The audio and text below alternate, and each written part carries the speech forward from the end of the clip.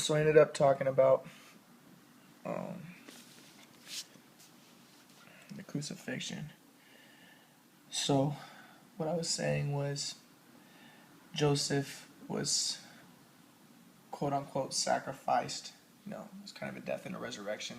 Sacrificed, sold over to the Egyptians, like Jesus was sold over to the Romans, and this ended up saving the Jewish people. And then um,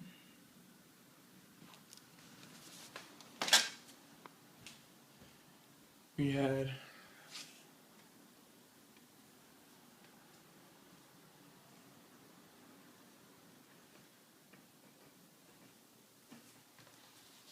Samson. He was causing trouble for the Jewish people because he was becoming a thorn in the side of the Philistines. The Philistines had power over the Jewish people. They could kill the Jewish people. So the Jewish people gladly gave him over. And he himself accepted that. He was given over to the Philistines. Um, Jonah did not want to convert the Ninevites to Judaism or to be under God, but he wanted to die instead of do this. But God told him that he should, and he gave him this. He put the plant.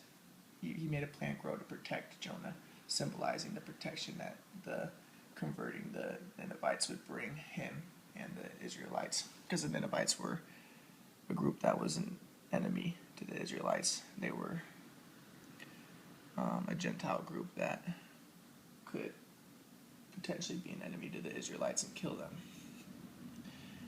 And similarly, Jesus did not want to go to the crucifixion. Before the crucifixion, he told God, please God, could you possibly take this cup out of my hands?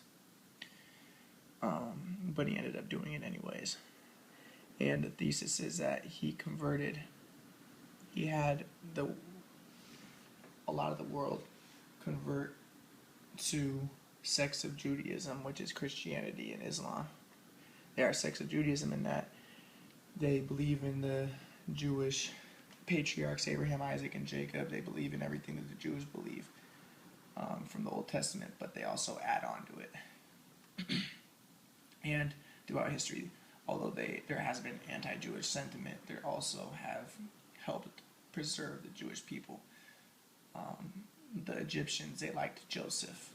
And I looked it up. Yeah, it was the Pharaoh. The Pharaoh put Joseph second in command.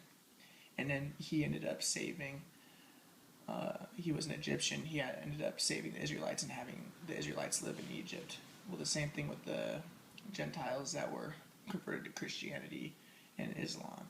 They ended up protecting the Jews throughout history. Although also there has been incidences of anti-Jewish sentiment, but if it wasn't for them converting, they would not have tolerated, probably, the Jews living among them. And the Jews definitely would not be in Israel because the Christians helped to get to Israel.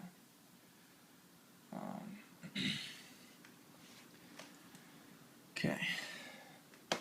Now, I wanted to say, so you think, okay, this is an interesting thesis, but you want some more explain? Do you think there's more explanation required? So here's another example.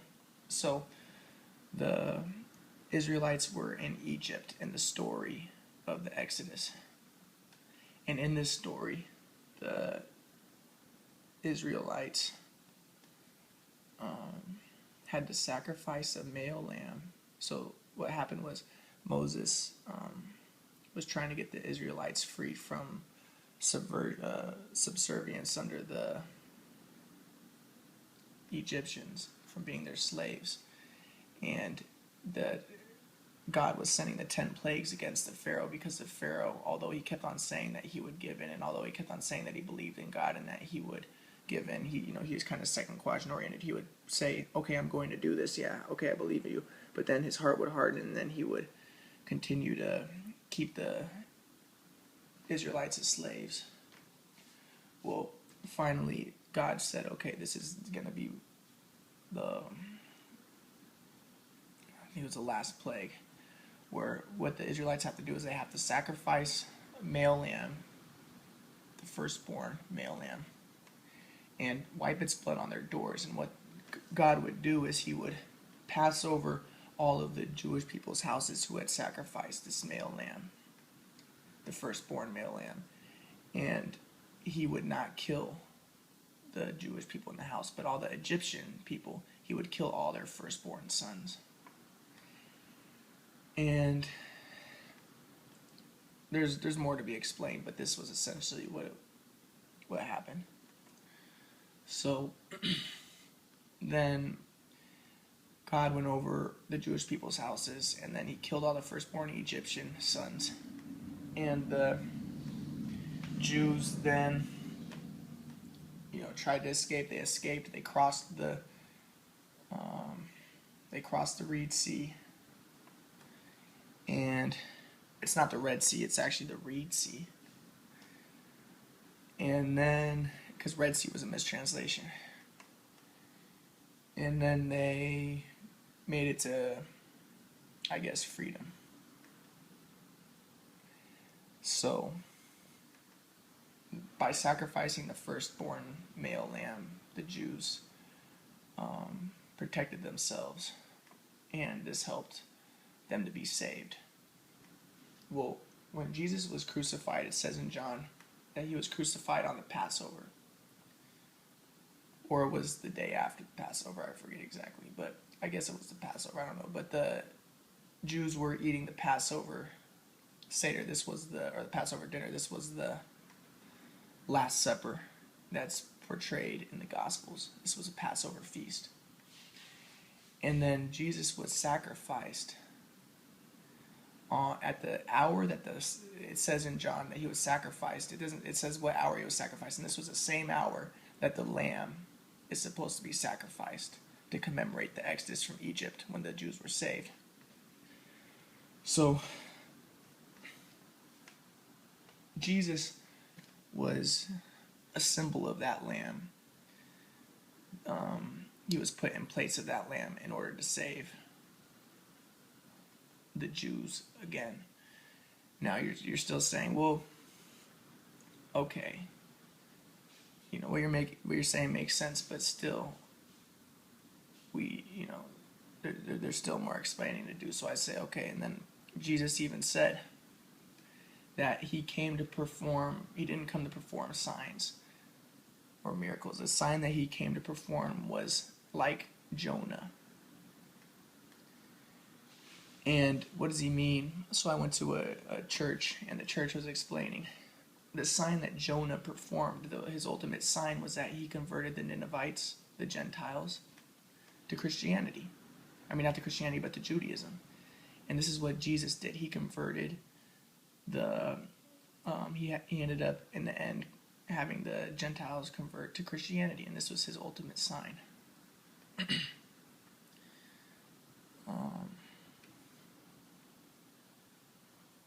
Now,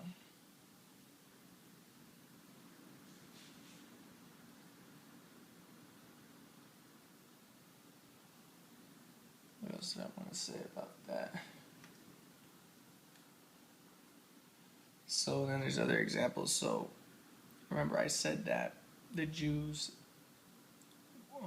had to give Jesus over because, or at least the head priest said that by giving Jesus over, his sacrifice would in the end help to gather the Jews together and save the Jewish people. Well, like I said, at the time, the Jews, if they would have made Jesus their king, and they would have had to rebel against the Romans, and if that was the case, then they would have been annihilated by the Romans, because the Romans were too powerful. Same thing with the Philistines. when the Jews gave Samson over. The Jews knew that even though Samson was very powerful, he was ultimately going to get them killed because the Philistines would fight and attack and destroy the Jews. So Jesus has, he's put on the cross, and then right after he's put on the cross, the centurion says, "Oh, then he knew that this must be the Son of God." And then we see that the Gentiles end up later converting to Christianity, based on this story.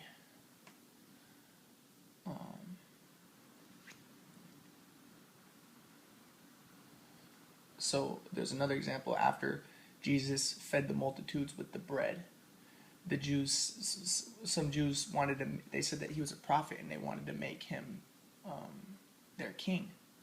So what does that mean? They want to make him their king, and they're thinking, this is our messianic figure. This is a guy who's going to rebel against the Romans, take the Jews out of the Roman rule, and bring about the end time, the messianic age.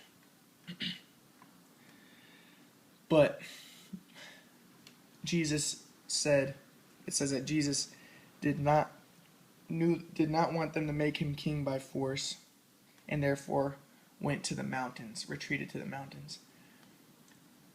Jesus knew that if he was made king, then the Jews would have to fight against the Romans. And he did not want this to happen. He knew that the time was not right for that. So he had to do what he says his father told him to do. Like I said, when he was sacrificed, the Jews said that he had disobeyed the Sabbath, and that is punishable by death. He had blasphemed the name of God, which is also punishable by death, by blaspheming the name of God, by saying that he and God were one. This is what the Jews said, that he was blaspheming the name of God. They asked him, are you God or the Son of God? And Jesus said, I am. And they thought that this was a reference to when God said in the burning bush, I am that, and I am.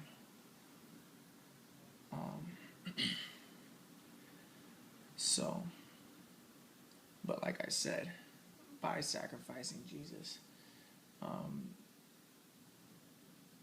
they ended up converting most of the world to sects of Judaism, which ended up protecting Jews throughout history.